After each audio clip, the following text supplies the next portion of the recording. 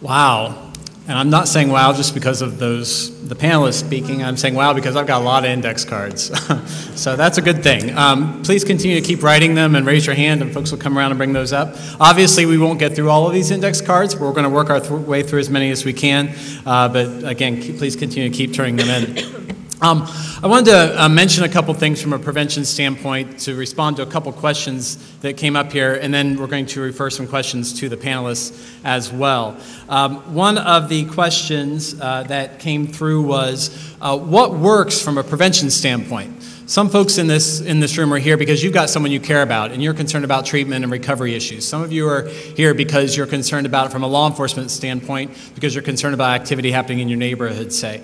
Some of you are here because you don't want your kids or somebody you care about to ever develop addiction, so you want to figure out what you can do now to keep that from happening in the first place. I'm going to give you a few little pointers on that are some take-homes for you. First thing I want to say on a global standpoint is that preventing a problem is not a one-shot deal.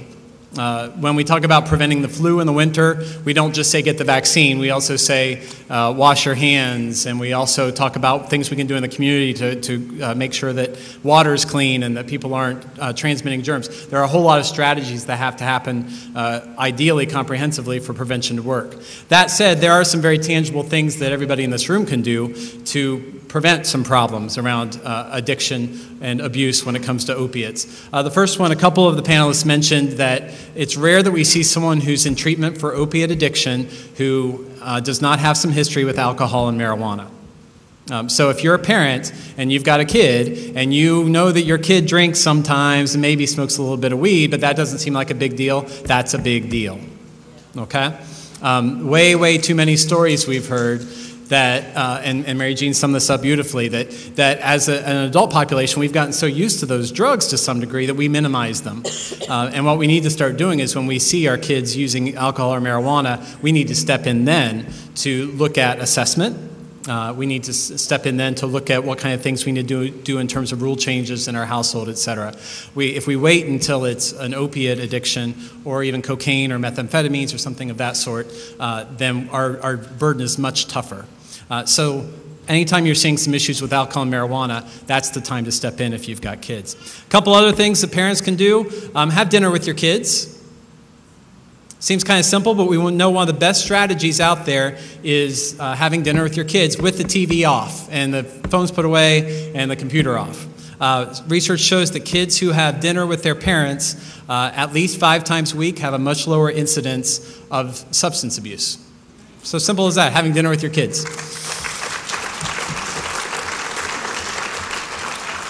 Research also shows that a good strategy is to take the TV, and kids in the room aren't going to like this, but take the TV and the computer out of the bedroom. And I know those seem like simple, good parenting things, but research shows that things like that actually have an impact on kids' substance abuse. So there's a tie here. We're going to get into some other strategies a little bit later, but those are a couple points I wanted to throw out right off the bat. I want to move on to some questions specifically for our other panelists here. And I'm going to start off with a question for Will. And Will, several questions on index cards that come forward to say, what can folks who care about someone who they believe to be addicted, what can that person do to help that person they care about admit the problem or seek help?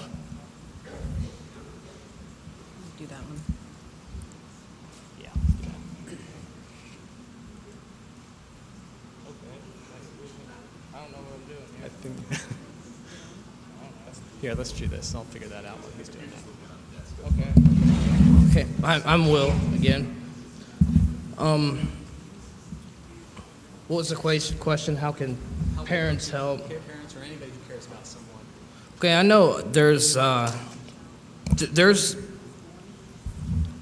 12-step programs for the parents or family members to understand, or that there's programs for the parents and loved ones of the people who are related to addicts that live with them or whatever, that they can go to these programs and understand that the person that they love has a problem and how to deal with it, how to not to enable them, how not to give them cash, how not to trust them when they're doing this, when you think they're in active addiction, because as an addict, I'm the most manipulative person ever.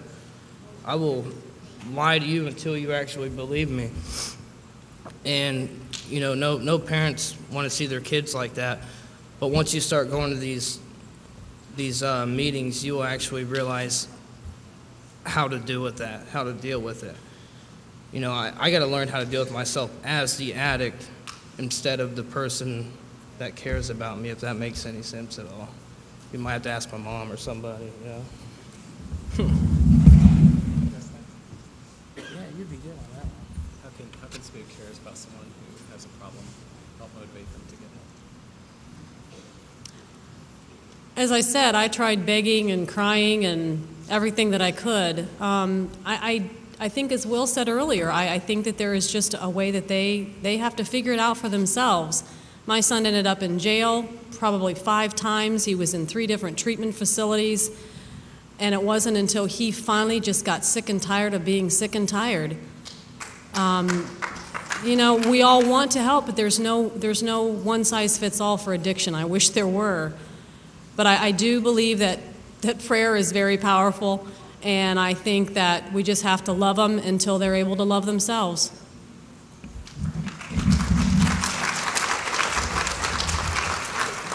I want to give folks a little bit of information about what Will was speaking about in terms of the support groups that are available for folks who care about someone who has an addiction issue.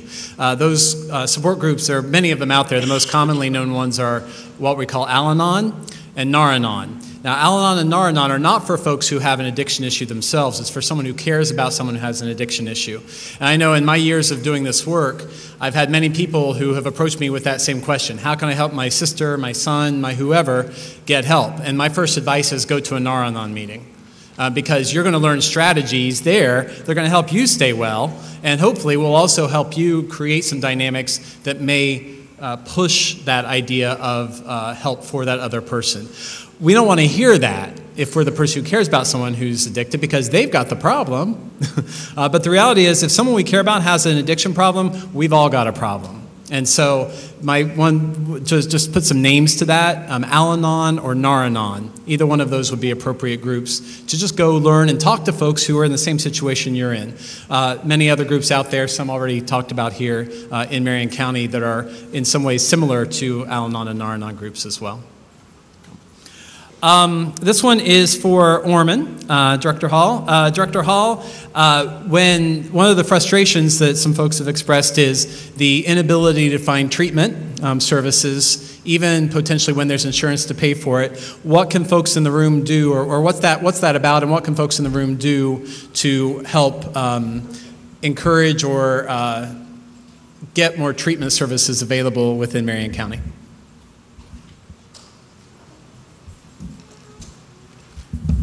Jim, that's a great question. And by the way, I do want to acknowledge I was here last fall and made the point about medication-assisted treatment, and Jody rather reminded me that we weren't providing the kind of resources from the state that are really required to make sure that there is adequate coverage for treating opiate addiction. So I do think that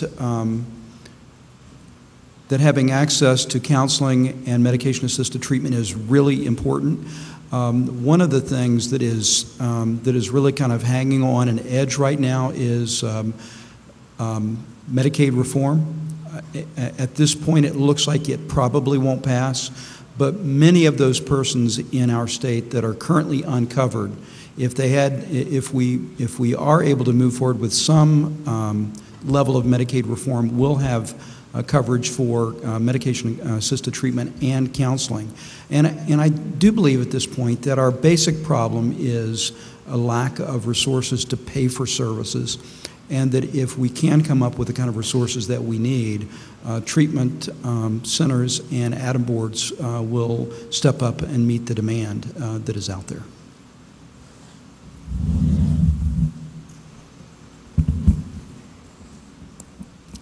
Folks, got another question related to that, and I'm going to go ahead and respond to this. and because I have a little more permission to say things that Director Hall doesn't. He spoke about the Medicaid expansion, and that's being debated in the House right now and in the Senate and our state legislature. As citizens, any of you can make phone calls to your elected representatives. You can write letters. You can advocate for services, whether that's for Medicaid expansion, whether that's for the alternative program that some of the legislative leaders are proposing to increase some funding towards mental health and addiction services, or whether that's just in the general budget to encourage those services. Our representatives are elected folks at the State House, and so the funding priorities that they're going to create are really going to be funding priorities that we advocate for. So I want to encourage you to take some ownership of that, and feel free to make those phone calls, contact your elected senator, state senator, and state representative, and then of course on the federal level as well. Okay, I've got a question here. Is there such a thing as moderation for someone who's struggling with opiate addiction? Anybody want to take that one? No. No.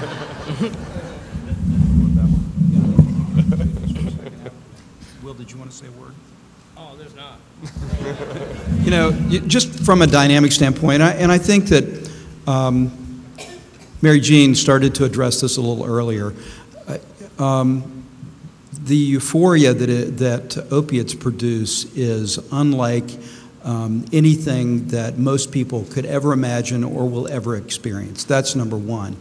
And the degree to which humans can develop tolerance for opiates is almost unlimited. So intolerance is a big issue around all major forms of addiction. And to give you a sense, the tolerance ratio for alcohol is about 4 to 1. An early stage alcoholic consumes maybe a 6-pack of beer. A late stage alcoholic might consume the equivalent of a case of hard liquor. For opiate addiction, an early stage opiate addict may be using 40 to 60 milligrams per day. A late stage opiate addict could be using the morphine equivalent of 1,000 or 2,000 milligrams of heroin per day. So the reality is there may be a 100 to 1 ratio. And so essentially what happens is people develop tolerance. They have to continue upping the amount in order to get the effect that they desire. And it is a malicious, a malignant disease. And I don't think there are any casual users of prescription opiates or heroin. It accelerates rapidly, and people, after they get caught and trapped in that cycle, are at extreme risk of overdose and death once they discontinue use. Thank you.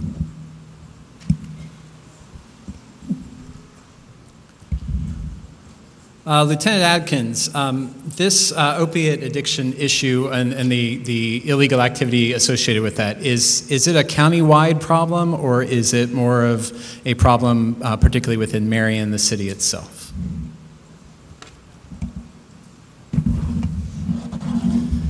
It's a county-wide problem. The reason you see more of it per se in the city is we have a larger population that's more concentrated. So it kind of sticks out a little bit. You get those more phone calls from people in the city than we do the county because neighbors are noticing the high amount of traffic. We're not naive to think there's not drug houses in the county or users in the county, because there is, but a lot of them stick out in the city a little bit more.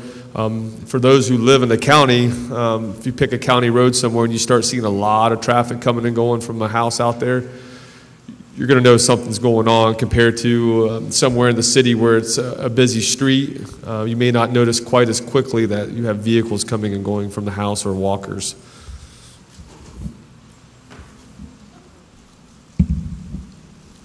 Got a prevention question here, and the couple questions are kind of similar.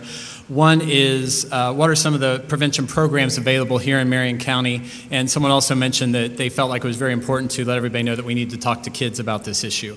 And one of the things I want to mention is, over on the side, we've got a lot of programs that have provided information. Down at the far end, kind of where you signed in, is the display area and exhibit area for the Marion County Adam Board and Marion County Prevention Programs. And you'll see Teen Institute, which is a youth-led prevention program, information about that as well as some other programs. One of the things we know is really important when it comes to prevention, just like any kind of work or science, is that we need to have a science base behind it, and this shows that it works. One of the things we know is that youth-led prevention works. When we get young people together who are banding together because they don't use alcohol and other drugs, that helps create some positive peer pressure and helps reinforce the idea of not using within the community. So I encourage you to see that table if you have some specific questions there. In addressing the question or the idea about talking to kids, agreed, we do need to talk to our young people about alcohol and other drugs. And if you're a parent or if you have young people in your life, we need to do that frequently. Kids need to hear the messages from us often. That said, we need to be careful what we say. And I want to tell you about a little resource that can be helpful to you around that. Here's where we've gotten in trouble over the years. If you're my age or so, you may remember back when we were in middle school, they used to do health education and drug education in health class. And sometimes it'd be a law enforcement person, sometimes it'd be someone from an agency who would come in and do drug education. And that person would bring the drug board with them. And the drug board would have all the different drugs. And they would explain them. This is such and such drug, and this is what it does, and these are the slang names, and this is what it sells for on the street. And the idea was good. Let's educate kids about drugs so they won't use them. The results were really bad. What we found was that when presentations like that were done in schools, use rates went up. Kind of makes sense when you think about it. I'm the kid in the back taking notes for the first time all year. You were giving me information that helped me use because I knew the language. I knew what information I needed to know to become a user. So we've learned over time that those kinds of strategies don't work. When we talk to kids about alcohol and other drugs, whether we're a parent, a teacher, a coach, whatever role we're in that kid's life, what we want to talk about is harmful effects without exaggerating. Scare tactics don't make sense. If we try to scare kids to death, that doesn't work for most kids. It holds very little hold there. We want to talk legitimate concerns about use, and then we need to reinforce that with, here are the rules. Here are my expectations. And we need to have those conversations all the time. When we're sitting with our kid watching TV and we see a commercial on TV that's advertising pain medication, that's a great opportunity just to raise the issue and say, hey, what are you hearing about this? Or, hey, here's what we think about medication in our household. We think it's a really dangerous thing. It's very helpful in a lot of ways, but those drugs are really powerful, and they're only to be used in certain ways. When we see a beer commercial, same thing. We have conversations when those opportunities present themselves, and then we also create the opportunities. A great way to create the opportunity, very easy website to remember, helpthemknow, KNOW.com. It's a great website where you can get tips for parents and other adults, particularly for folks who have middle school age kids, where you can get tips on how to have those conversations. And they're focused on everything from alcohol to marijuana to opiates to some of the designer drugs we hear about these days, et cetera. So I encourage you to check out that website as well. Another question for the panel. And this one is for Lieutenant Adkins. Where are we seeing most of the heroin that's coming into Marion County? Where is it coming from? And is there a difference in terms of how folks are prosecuted or treated if they are out-of-towners who are bringing this into the community versus local folks? So how does that process work? Well, law enforcement side's obviously to throw those in jail that are trafficking in drugs and have cases on them. The out-of-town question as far as what's being done as far as the judges go or prison sentence, I'll leave that to the judges. They have the discretion on that and the sole discretion on who goes to prison and who doesn't, depending on the level of felonies that's committed. As far as the drug use in Marion, a large amount is coming from Detroit. Pharmaceutical pills, heroin, crack. We do see marijuana. We do have marijuana in town, but we deal a lot with heroin, and crack cocaine is starting to make a comeback that we're seeing in Marion, a strong comeback. So Detroit, Chicago is the two huge areas that it's coming from.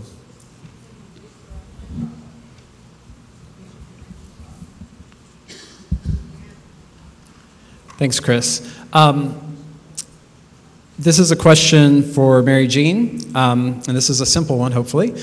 Is there any way a person could get a copy of your tips for recognizing drug use within their child? As I said, Google became my best friend when I found out my son was addicted. I went to every website that I could. I mean, all you really need to do is Google heroin addiction, and you will get a lot of hits, and you'll be able to get a lot of really good information. The SAMHSA website is a very good one to go to. The Opiates website has information. The Adam H. board has good information. We have one, Together We Hurt, Together We Heal. It's actually twh.com. There's just a lot of really good information out there if you're looking for it. This was for Will. Will, we asked earlier, what can someone do if they're concerned about somebody that they believe has an addiction issue? This would be a kind of a twist on that. What can someone do to help someone who is attempting to stay clean? And what has helped you to stay clean during your recovery? I would say be very supportive. Like, for an example, as of right now, I do not have my license, and my parents take me to a meeting, make sure I stay there until I walk out and then leave. If it's any recovery-related event, my parents are going to hop right on it. And same with any other recovering addict in any program or alcoholic or anything. They're going to be more than happy to help you. What was the other part of the question? Was that it? What's helped you? Oh, yeah, just like what's helped me. You know, as I've been clean, my parents that's who I live with. They're helping me out more than ever. When I was in active addiction, no, you know. But I don't blame them, you know, because then it would almost be like enabling me. But as an addict, you know, as I continue to do well, it shows. You know, and people realize it, and then it makes them want to help you. And then it makes me feel even better about myself.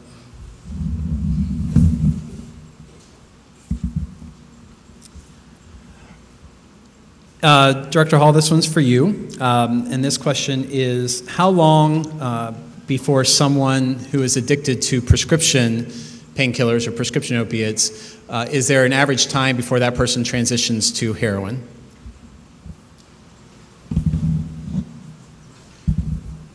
That's a great question, and we might also refer that question to Will. I don't know that there's an average time per se, but I do think from an economic standpoint, when opiates become less available or not affordable, the transition at that point becomes immediate. So if you have unlimited means, which most of us don't, the period of transition would be much, much longer if you're struggling to support your habit, and you have an opportunity and easy access to heroin, that the transition period is relatively brief. But I would be interested in hearing Will's perspective.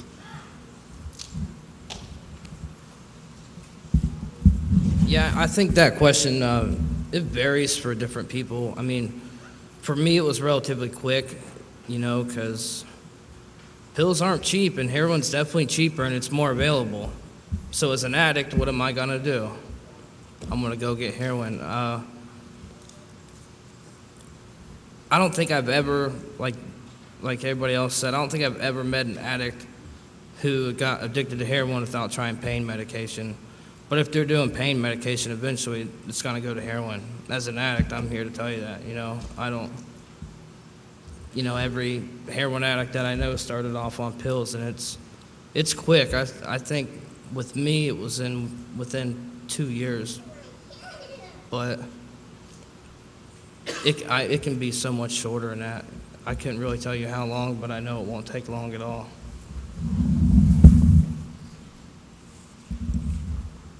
Lieutenant Atkins, this one's for you, and anybody else who might be interested in responding to this one.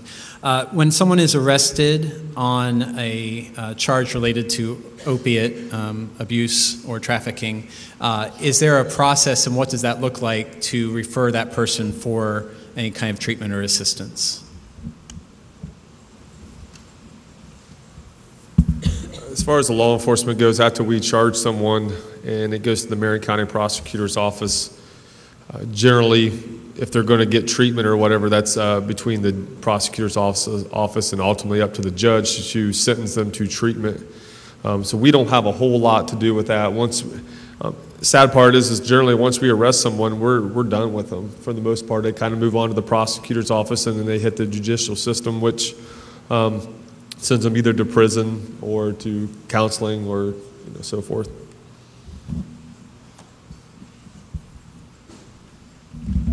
Will, we have a couple for you. One is for a 12-step program to be successful for an opiate addict, how often does a person need to go to meetings? And Director Hall, this might be helpful for you to respond to this as well, because it doesn't matter if the person is on medicated assistance treatment, will that impact the number of 12-step meetings they might need to go to? Well, let's address that one, then we'll come back to the other. Oh, I'm going first? All right. I always say this, I chase my drugs and stuff every day, so I do a meeting once a day.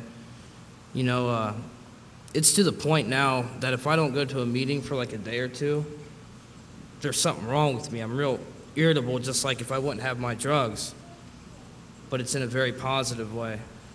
I think for meetings to work, you need to go more than just like one a week or one every couple of days. Like I said, I go every single day of the week. And, it's truly saved my life. It's definitely a blessing.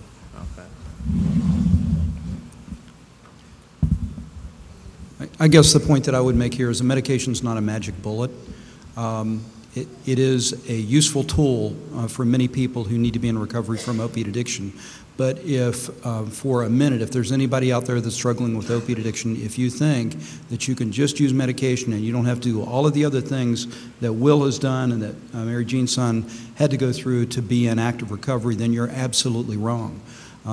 There's a tried and true process from the standpoint of attending and actively participating in 12-step, which is absolutely crucial. Many of these people, the majority of these people also need active treatment, at least in the very beginning. So medication is a useful adjunct that is necessary but not sufficient in most cases.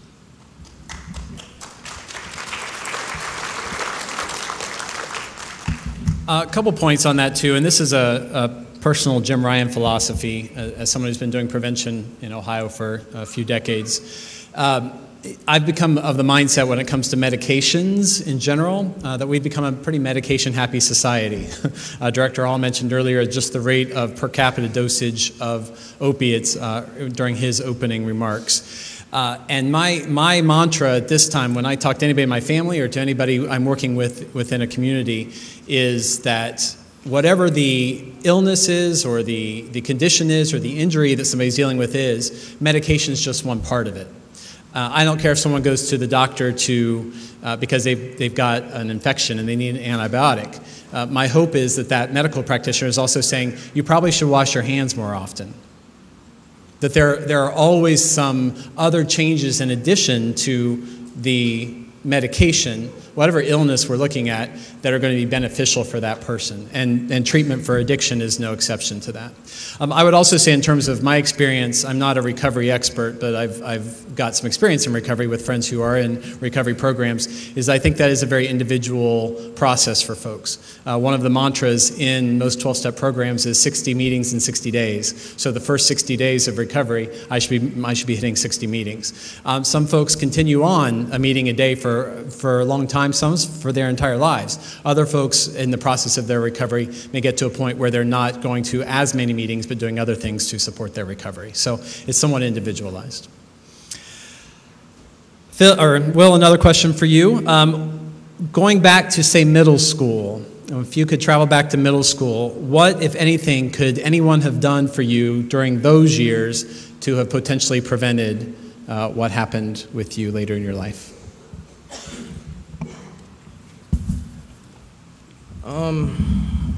I don't know if anything could actually be prevented, because drugs and alcohol, growing up in school, it's all around. And once you try it, as an addict, I'm taking things to the extreme. I like it. I want more of it. Things are going to get worse. No one's going to stop me. You know, like I said earlier, people used to throw me in rehab a bunch of times, but I'd get out and use, and they would wonder why I would use. But they didn't understand the disease of addiction, and you got to surrender yourself, admit you are powerless over everything. And I don't think anything could have changed it. You know, I think this is God's will for me. I don't think anybody could have saved me but myself. You have to want to stop before anybody else can help you.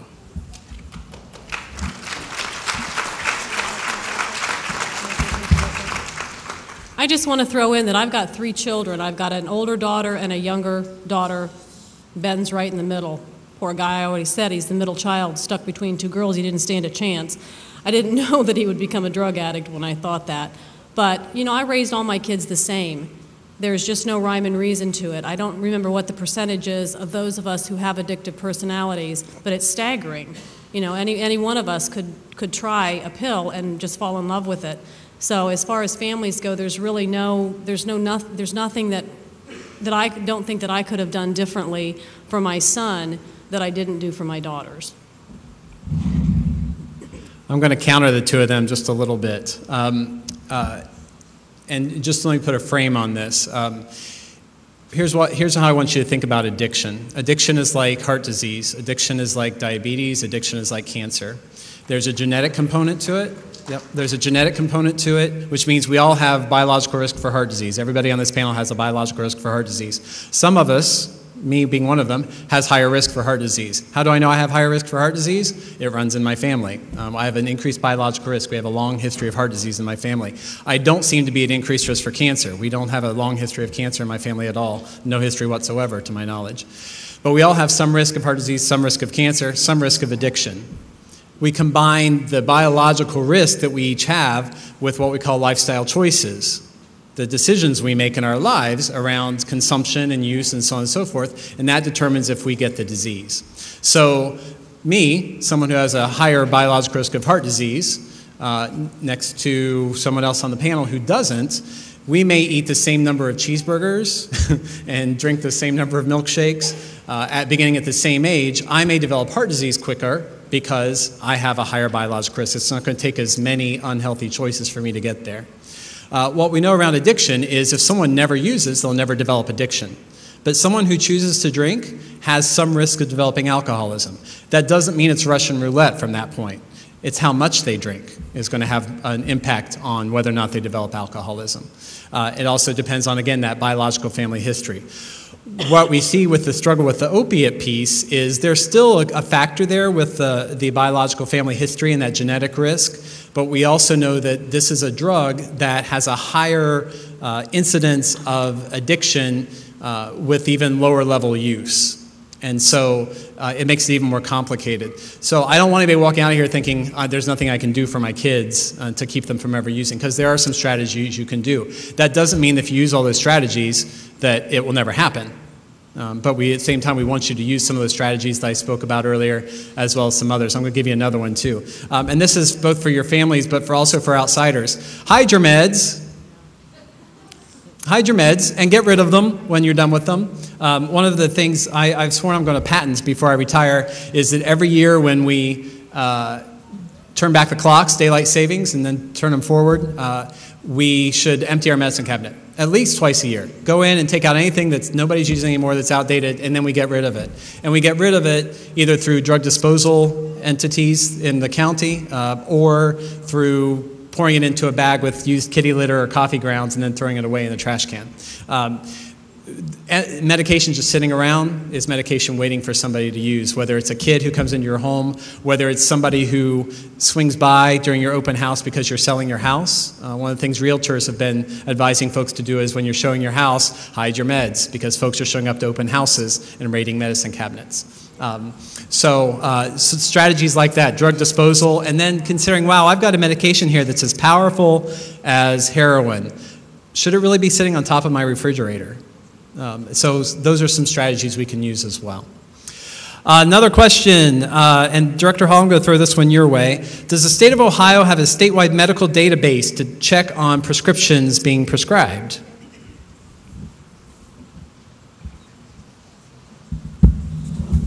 Yes, we do. It's called ORS, and it's a product that is managed by the pharmacy board. The access to that database is very tightly controlled. It can't be queried for data mining purposes.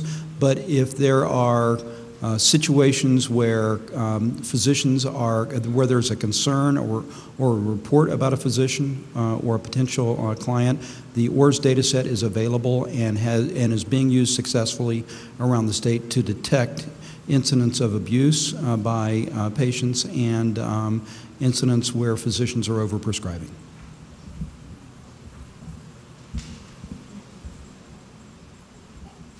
I'm going to toss this into the panel first. How do you believe that faith-based organizations can be helpful in the fight against drug abuse? Well, I believe that addiction is a disease, but I believe that it also comes from the sin that is in the world. I don't mean to get religious and preachy on you, but I do believe that Jesus is the answer to this, and the faith-based philosophy has to be a big component. Will has said here that, a higher power has been what's gotten him through. He believes that God won't give him more than what he can handle. These are all things from the Bible. If we get back to the roots of really believing that God is who he is and that he loves us, we have our Alpha 12-step recovery program is in our county jail, and it has just done phenomenal things. The results have just been amazing, and it's because most of these people that are in there didn't know that anybody cared for them, let alone a God that loved them. So for them to hear that, it's huge. I think it's the key component.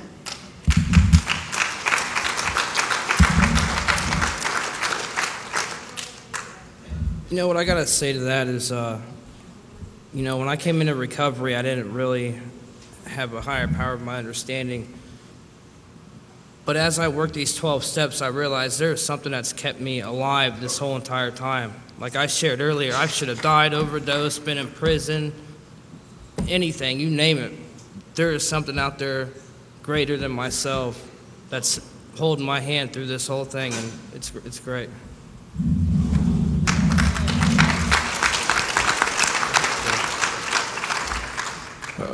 As far as the Marmet Drug Task Force, we believe it's a huge help in Marion. We've actually reached out to them to help with people on addiction and stuff. We recognize that, and we believe the only way we're going to cure this problem is Marion is to get people help, make help available to them, so they don't have to ask the 20 questions of where can I go get help, who can help me. So the faith-based organizations are a huge issue in Marion, and a lot of them are helping already, and some of them are talking about doing so, so we welcome that.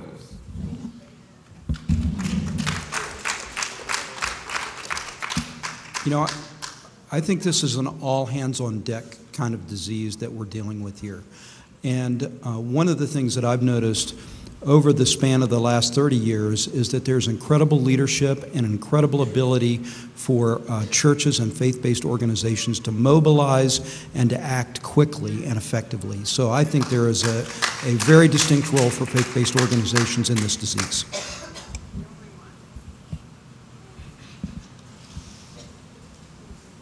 A couple other practical things that I think faith-based institutions can do. From a recovery standpoint, hosting AA meetings and NA meetings and Al-Anon meetings and Nar-Anon meetings. Faith-based institutions are great locations for those types of meetings. From a treatment perspective, making folks aware of the treatment options available within the community in church programs or from the pulpit. From a prevention standpoint, sharing some of the prevention tips that we've talked about tonight or that you can get from the Marion County Out on Board or the prevention program exhibits, sharing those with congregations as well, so that folks who are coming to church, who aren't here tonight potentially, can get some tips on what they can do within their own families as well. So some other kind of practical things folks can do. Folks, we got through a lot of questions. I'm really kind of proud of our panel and all of you. We still have a few we didn't get through. We're getting close to 8 o'clock, so I'm going to encourage you, if you had a question that didn't get answered, if you want to seek out one of the panelists after we've wrapped, please do that. A couple pointers, and then I'm going to turn things over to Jody D. Mohajans to wrap things up for the evening. Couple pointers. First one, if it was mentioned earlier about relapse and the idea that relapse happens and that the option is better instead of somebody dying. Relapse happens with any disease. People who have heart disease relapse. People who have cancer relapse. People who have addiction relapse. Our job when people relapse is to do what we can do to help them get well again and hope that this period of wellness lasts longer, just like it is with any other types of disease that we look at. Want to encourage you to stay away from a prevention standpoint, again, stay away from scare tactics. One of the things we know, Will's story is really beneficial for adults. It's really beneficial for kids who are in trouble, who are in treatment themselves, for example. It's not beneficial for kids who don't have an opiate or other addiction to hear Will's story. Research shows that those stories don't help. They may be meaningful. They may be moved by that. I think any of us would not. We were all moved by Will's story. What we know from a prevention standpoint, it doesn't work. Because if I'm a kid and I hear Will's story, what I hear is, oh, well, he screwed up when he went to heroin. I won't ever let that happen to me. And so from a prevention standpoint, know that recovery stories are not our best avenue for prevention with young people. So make sure that when we're looking at prevention strategies, we're using the resources we have that are science-based around that. I want to thank you for the opportunity to work with you all tonight. I'm going to turn things over to Jody DeMohagens to wrap things up. Thank you.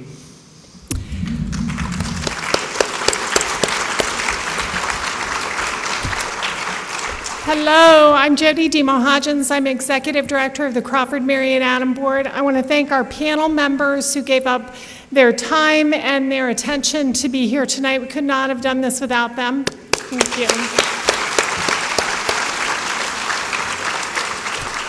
I want to thank the many members of the Marion County Opiate Task Force, and if you're here, I'd like you to stand up. That would include 3 sitting judges, quite a wonderful accomplishment to have all of our judges in Marion County involved in this. Volunteers, people from church organizations, faith-based organizations, everybody who's been part of our Opiate Task Force.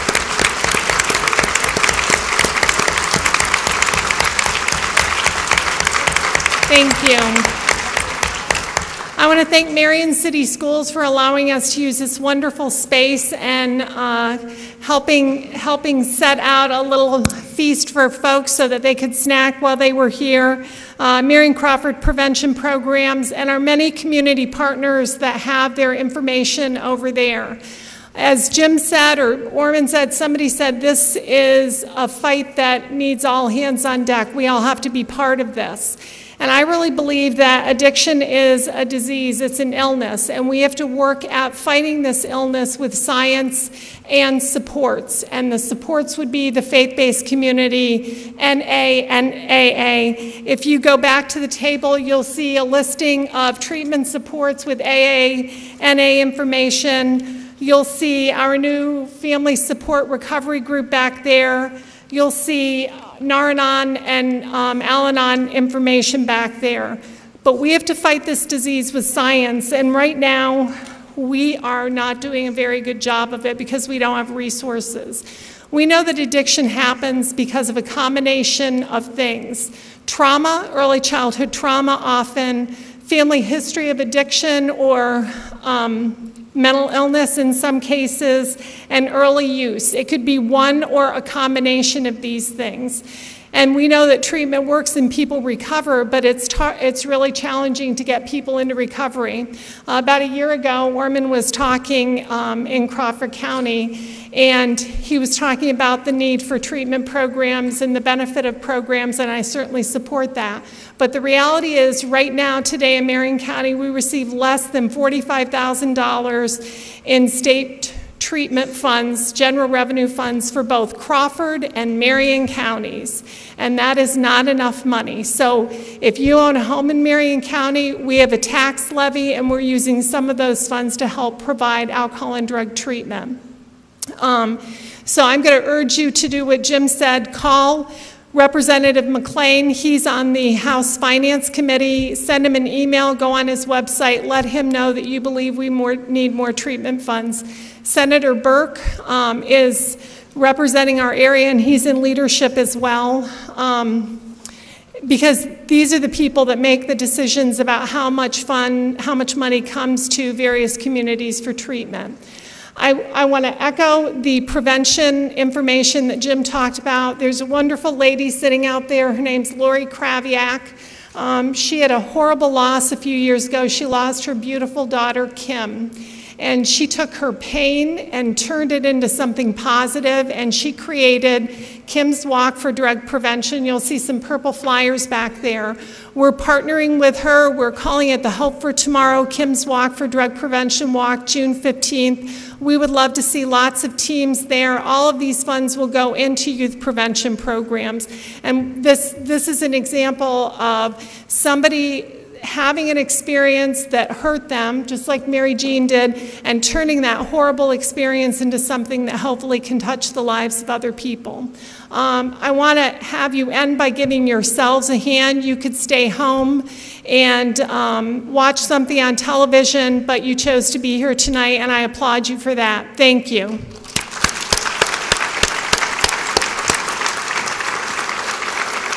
If you want to be part of our newsletter or learn more about the Opiate Task Force, there are a couple of clipboards. Give us your name and email address. If you don't have that, put your name and address down. Thank you so much.